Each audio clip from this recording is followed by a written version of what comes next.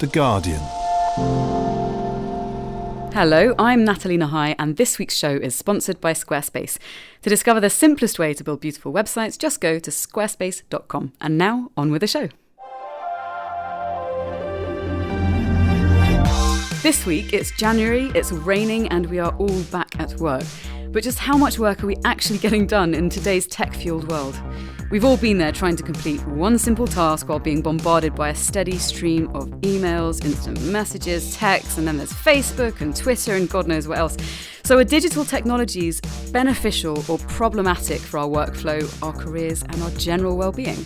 And how can we use tech more wisely to make the most of our professional lives? Stay tuned. This is Tech Weekly from The Guardian. So with us in the studio to discuss some of these issues, we have Caroline Webb, author of How to Have a Good Day, Anthony Mayfield from digital strategy agency Brilliant Noise, and Dr. Lawrence Ampofo from Digital Mindfulness, an organisation that promotes balanced interactions with tech. Welcome, everyone. It's a pleasure to have you all here this morning. So hands up, who amongst us woke up this morning and the first thing that we did was check our phones? Okay, so there's 4 of us in the studio. 3 of us have our hands up. I'm not going to make them upset by disclosing who that was. Would you say that you have a healthy relationship with your phone? Or are we sort of constantly pulling it out to check things? Maybe we'll start with you, Anthony. Well, yes, I would say that I have a healthy relationship with my phone. Going back to the did I look at it first thing this morning? Well, I used it as an alarm clock, but no, I didn't start checking emails again because I've really worked at the habit of not looking at social media and emails first thing in the morning. And one of the things I've done is taken off all of the email and Twitter and social apps and put them on the last page of the phone, so they're less distracting there. I'm less likely to go and have a look at them, and it stops that immediately. I'm getting up, walking around the room, getting ready, and checking Twitter. Immediately multitasking, first thing in the day, breaking the golden rule. So multitasking then, and sort of probably stumbling into things. Caroline, why would you say that multitasking is a problem? Well, it's very tempting to multitask. We're surrounded by all of these gorgeous, tempting distractions. Emails and instant messages and so on make us feel wanted and needed. And it makes us feel busy to be dealing with them non-stop. And so multitasking feels like a natural way to balance the fact that you've got work to do, but you need to stay online and in the flow. But it's actually a terrible idea. Multitasking, unfortunately, makes us make between 2 and 4 times as many errors, and it slows us down even further on top of that. So far from helping us get more done in the day, it actually lengthens our days and makes us more stressed in the meantime. Wow. Okay. Well, aren't there exceptions? Because some tasks surely are completely automatic, like, requiring no conscious thoughts. I'll just do a couple of tweets or maybe check an email here or there to make sure the boss isn't breathing down my neck. Are there exceptions to this? There kind of are and there kind of aren't. So, of course, no answer is straightforward. It helps to think about the brain having 2 different systems. There is something which I call the deliberate system, which is responsible for all the conscious grown-up stuff like reasoning and self-control and planning. But it's quite limited in capacity, and it can only do one thing at a time. And then there is the huge amount of the rest of the brain's real estate, which is the automatic system. That takes care of everything else that we do, and we're not generally aware of it. And that part of the brain, it is possible for that part of the brain to do more than one thing at once. So if a task is truly automatic, requiring no conscious thought from us at all, okay, we can do that in parallel with something else. But the moment that something requires some conscious thought, we're back in the mode of really only being able to do one thing at a time. And it's because we can only do one thing at a time with our conscious brain that we slow down and make mistakes when we try and ask it to do more than one thing at once. So are all these digital conveniences that we now have at our fingertips making us constantly distracted and less able to concentrate? Maybe Lawrence, you'd like to jump in here. That's a really interesting question. The data would suggest that everybody is, to some degree, experiencing some sort of distraction, or they're finding some sort of stress by the overuse of digital devices. And I think that's particularly so because everywhere we look, in major metropolitan cities, the whole city is digitized now. And the problem with that is that basically when we use digital devices, it does take up a little bit of our, what they say, our cognitive load.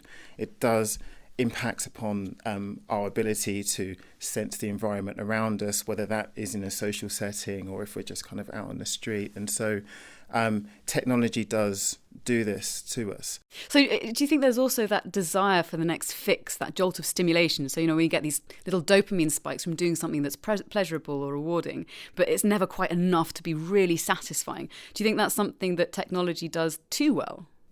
I think that it's really important to know that, and I think a lot of people don't know this so much, is that when we do use this technology, they're designed in such a way as to appeal to our senses and to very easily encourage habits that people might kind of ascribe to addiction or compulsion.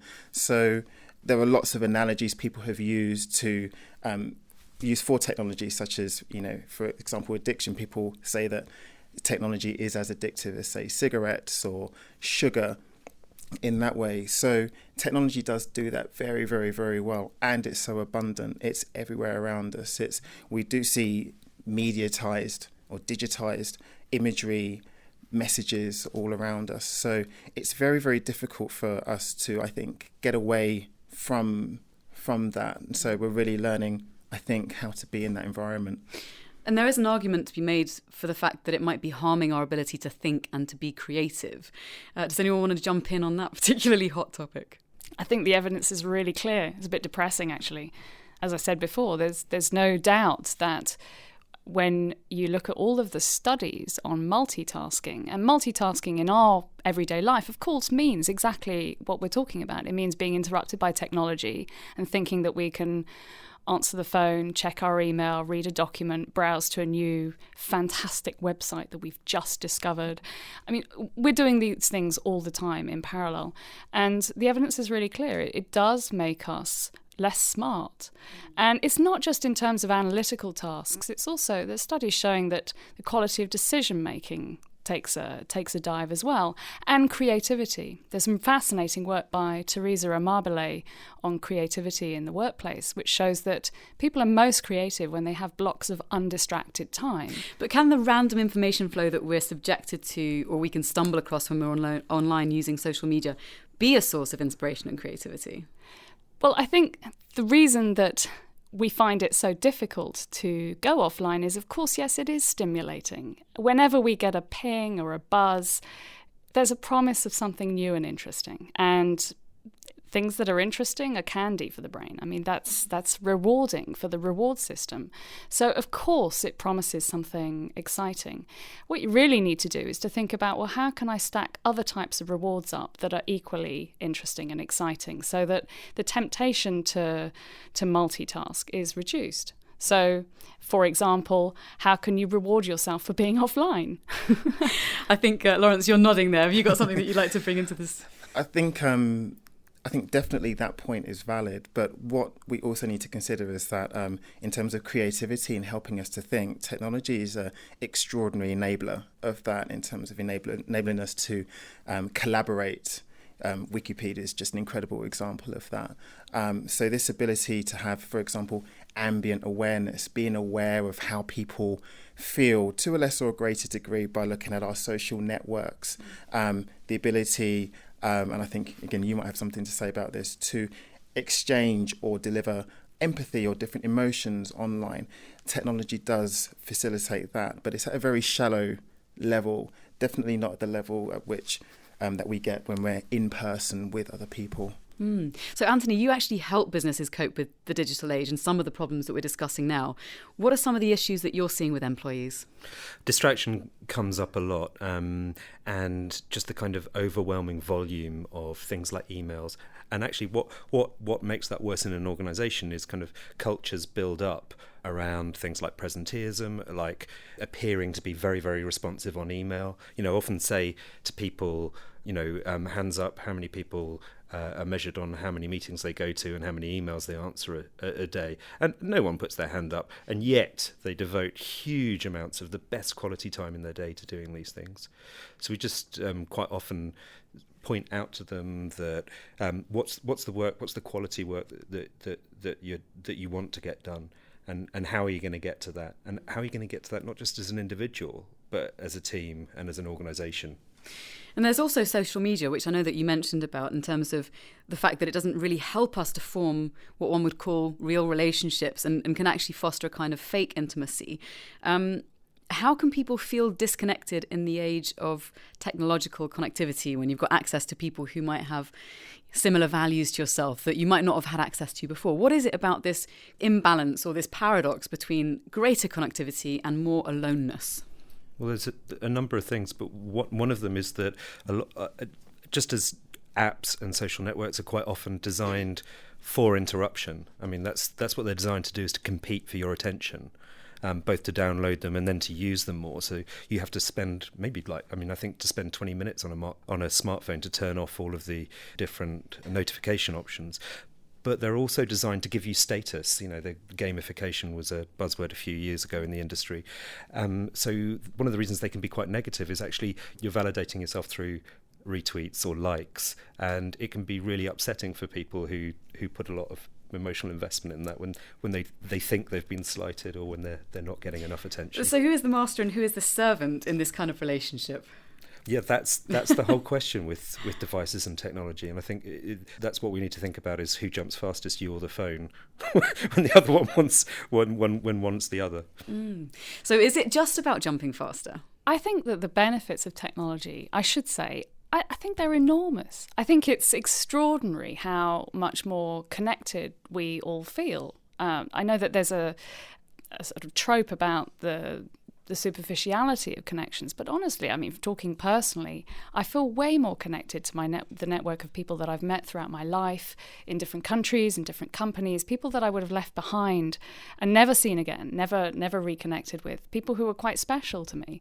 So I think that there's a way of using technology in service of the things that we know are important. So, for example, just sticking with social media for a moment, I think that using social media to connect with people in real life has been a really positive part of my experience of using social media for more positive ends. I have found a really important mentor through Twitter. So I think it's definitely important not to throw the baby out with the bathwater. It is about what you were saying, Anthony, about figuring out new techniques, new habits to make sure that you're using the technology in ways that serve you. It's a bit like, to the extent that we love donuts. Everybody loves donuts. Donuts can be fantastic. They're wonderful. You just don't want to eat them all the time. You need to figure out a routine for when you need your donuts. So speaking of donuts, those are the problems. Coming up next, what are we going to do about it? If you've got a mobile business, you need an easy way to take multiple payment types with one integration. With Braintree, you can start accepting PayPal, Apple Pay, credit and debit cards, and more. Braintree also has quick, knowledgeable developer support, so there's help whenever you need it.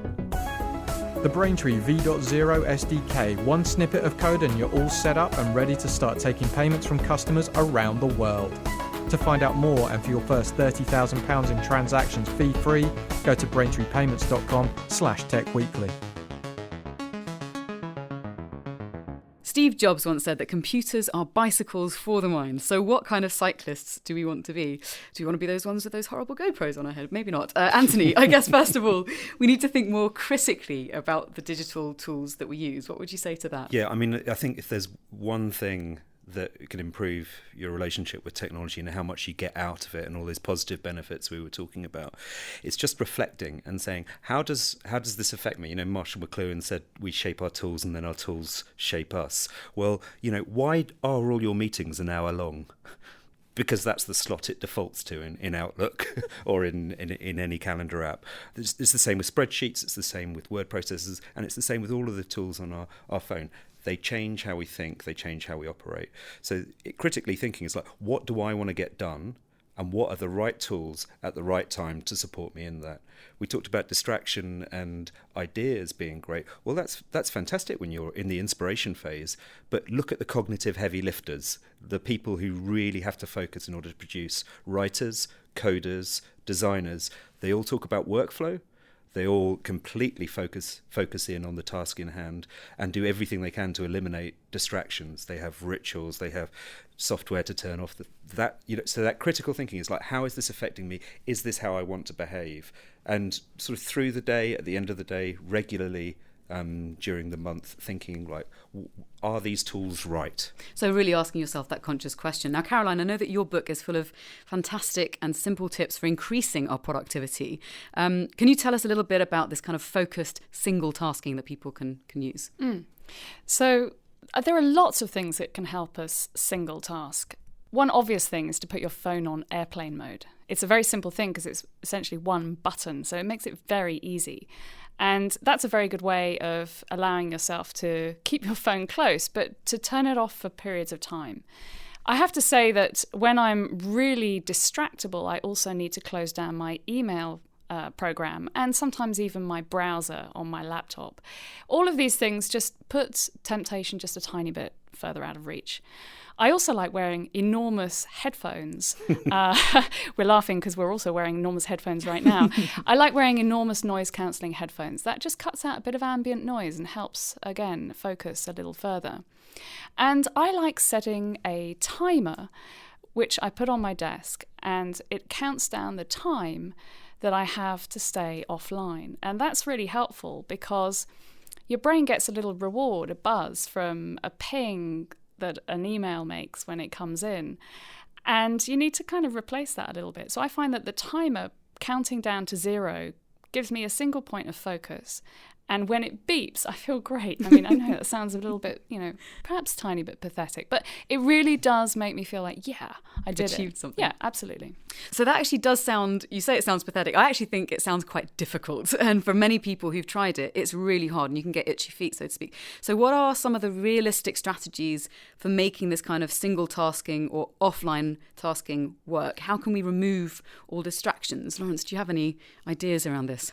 I think this is all about now attention and how we can build up and harness this attention so we can use it for ourselves and it's not being directed by someone or something else. I'm really a big fan of enabling people to become more digitally resilient.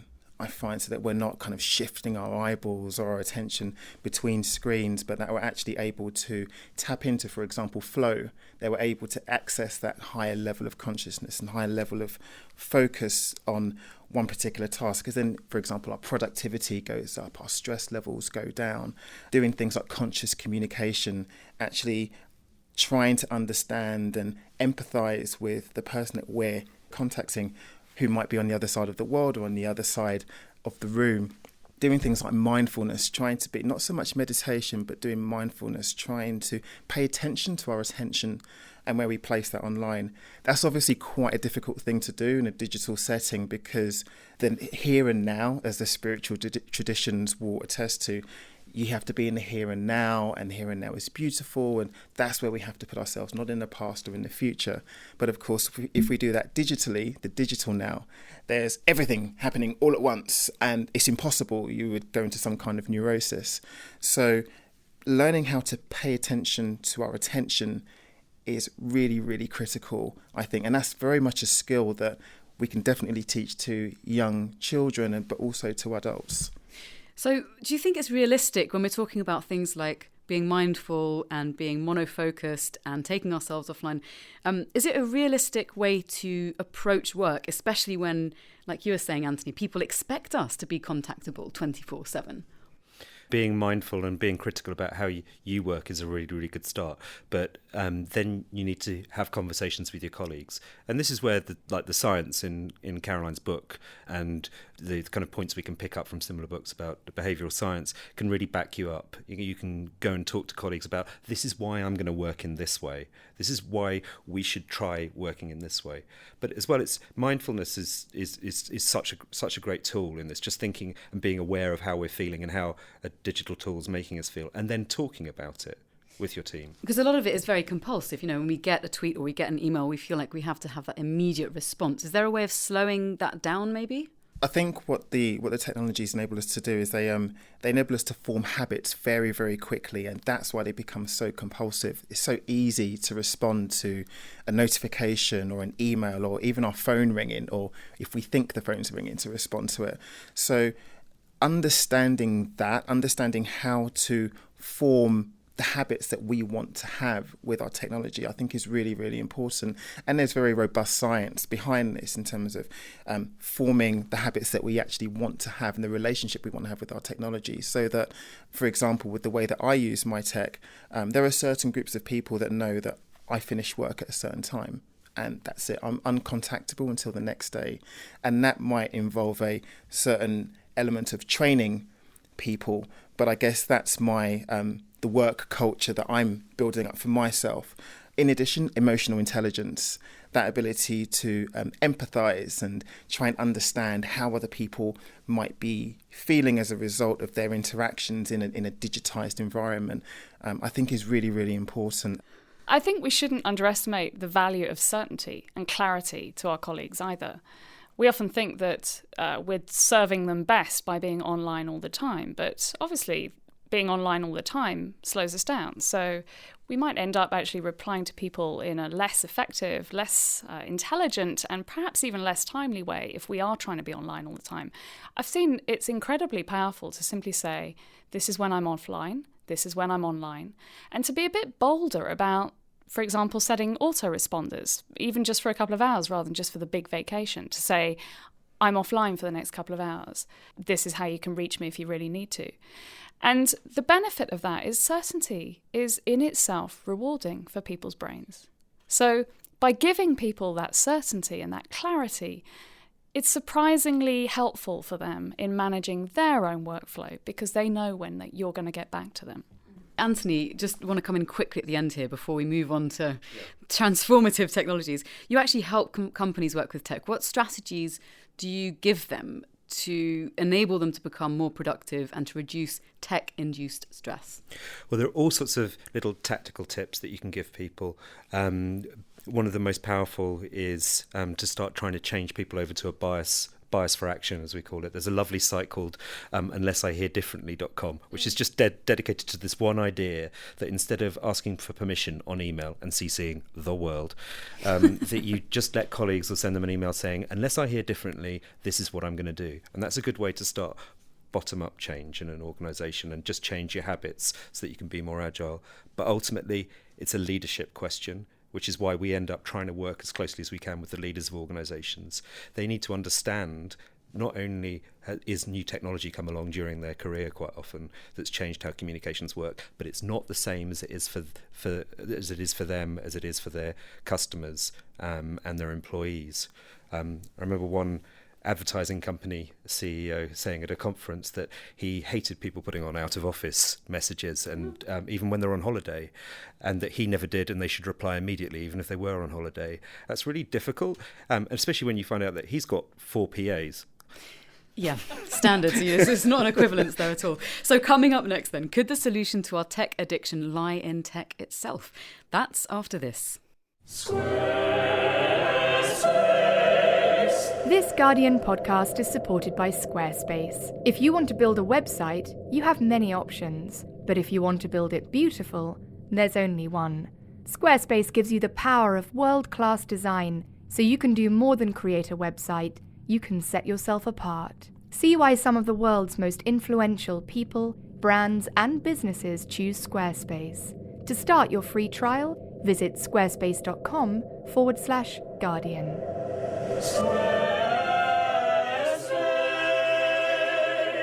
Welcome back. So it's got a bad press so far, but can digital technology be used to actually improve our well-being? Can technologies be created that enable us to be our best selves in the workplace and in private? Lawrence, you're a great believer in this. What is transformative technology? So transformative technology is the term given to tech that actively promotes and improves our psychological and physiological well-being. Okay, so I've read about things like Spire, which is a wearable personal mindfulness coach, which has biofeedback sensors to measure outputs such as heart rate, which encourages us to be more mindful of our stress levels. Do you think that these sorts of interventions can be effective? I think they're really interesting, and the research that's coming off the back of them is very, very encouraging. So, for example, Spire's a really great tool. It's a little wearable device that attaches to you. It kind of connects to your phone. I'm not sure how entirely healthy that is, but it connects to your phone and it monitors your breathing rate, so it knows when you're experiencing high stress levels and encourages you to take a moment to breathe more deeply, which then brings more oxygen to your brain, lowers your stress level, and then enables you to go on with your day. Another product that I know of is Muse, which enables you, which is incredible, gives you real-time feedback when you're meditating, so you can see your brain waves and know how your meditation is going in real time. And it can play sounds like, for example, nature sounds or music to let you know when you're kind of not doing so well and bring you back down into that meditative state. But isn't there something nice about the mystery of not knowing? As from a psychological perspective, not having that certainty, dancing in the ambiguity and just finding our way through life through experience without this constant feedback? Is there something there around technology maybe taking something away from our experience of what it is to be human? I think when we over-rely on technology, when we rely on, say, Muse to help us meditate, when we rely on Spire to know when our stress levels are high, I think that's when it takes away from our humanity. But insofar as a training device, if you tell people to go meditate, that's quite a difficult task and people spend lifetimes trying to perfect it. But if we can use it as a training device, perhaps like training wheels. Exactly. And once you've got it, you can take the wheels off. Yeah. I think technology is neutral, right? I mean, it can be good, it can be bad. It's just a channel for influencing the way that we live. Once upon a time, that role was played by books, hopefully still is. Before that, the role was played by oral storytelling traditions. The point is, we always have had ways of sharing information, and whenever we have a new way of sharing information, whether it's the postal service or whether it's books, the printing press, there's always people throwing their hands up in the air saying, this is terrible, this is going to destroy the way that we live, this is going to make us less present and less attentive to the things that really matter. I think that we're just in a phase where the accelerations in technology are a little bit outstripping our ways of using the current technology. Just as when large books were invented, they had to invent indexes in order to help people find their way through. That was a big breakthrough. I think that we're still fumbling around trying to find, well, what's the index for the modern era? So some of these apps I think are incredibly helpful. So you mentioned before about the Stay Focused app. Now I want to challenge you a little bit on whether technology is truly neutral, because I think technologies are designed to accomplish certain goals. So for instance, with Stay Focused, the clue's in the name, it's the idea that it wants to help us to remain more focused. With email, the purpose of email is that we send email. So surely the purpose is to send more email. What are some of the things that we can do with technology to help us use it perhaps more wisely? Well, I do use apps that fight fire with fire. So you mentioned the Stay Focused app. Honestly, I think that I wouldn't have got my book finished had it not been for apps like that place a cap on my use of, say, social media. So I would allow myself 10 minutes of social media time between 10 a.m. in the morning and 10 p.m. at night. And that was quite a tight cap to put on my activity. Sometimes I loosened it a little bit. But that, for me, meant that I was strongly associating my time on social media with my downtime, with my social time. It was sort of putting it in its place in a way. And obviously I allowed myself all the time I wanted at the weekend. So it's a way of just aligning the way that you use the technology with the right time to use it in that way. I think you're right, Natalie, that technology has quite often specific applications have an intention designed into them. They're designed for distraction or they're designed for a certain thing. But that doesn't mean you need to use them in that way, which is again where the critical thinking comes back in. I think if there's one thing you can do, it's don't accept the default settings on anything. Think about how to redesign or tweak that tool to suit the way you want to work. I love apps for getting more focused. I got into meditation using the Buddhify app, which is just beautiful, lots of tiny little meditations. And someone recently introduced me to Productive, which is just a habit setting app. So it reminds every day you go through and you go, did you run? Did you meditate? Did you record the calories you're eating? Did you avoid crumpets? No. Doesn't that piss you off? Like I would look at my phone and be like, this is another reason why I hate you. Just get off my back. Not if you've designed it. Yeah, You're just kind of like listening to your wiser self, like going, like, actually, this is how I'm going to be today, and then your tired self who's maybe ready to make some poor food or alcohol choices would go, no, this is what I wanted to do this morning, I'm going to do something else instead. That is really interesting though, I think, because certainly when we have these wearable devices, when we achieve our goals on them, we feel really, really good, and the message, the notification that we get makes us feel really, really good. But conversely, when we don't manage to take 10,000 steps and we are on that diet, or we do have that fitness plan, how does that make us feel? How does that affect our well-being? One of the best breakthroughs I've had more recently, because this is an ongoing thing of always trying to work better with technology. One of the best breakthroughs I've had with my task list app is just to be more realistic, which is I think something you talk about, Caroline, being more realistic and being able to complete a day. And actually looking, the tasks used to disappear once I'd done them, but then I found the thing where you can look at all the ticked ones and you look through and you go, do you know what, it's lunchtime and I've done 2 pretty major things already. Everything else today is a bonus. I don't have to keep feeling guilty that I can't fit in somehow 2 or 3 days worth of work into one day. So it sounds like, even though maybe on the surface there's an inherent contradiction in using tech to rescue ourselves from tech, it sounds like there's a keener insight there, which is around enabling tech to show us, like a mirror, the behaviours that we've created for ourselves and giving us more choice as to how we use them. Well, that's pretty much all we have time for this week. Big thanks to all my guests today, to Caroline Webb, Anthony Mayfield and Dr. Lawrence Ampofo. I've been Natalie Nahai. You can find me on Twitter at Natalie Nahai. This week's producer was Simon Barnard. And thank you very much for listening. We'll be back again next week.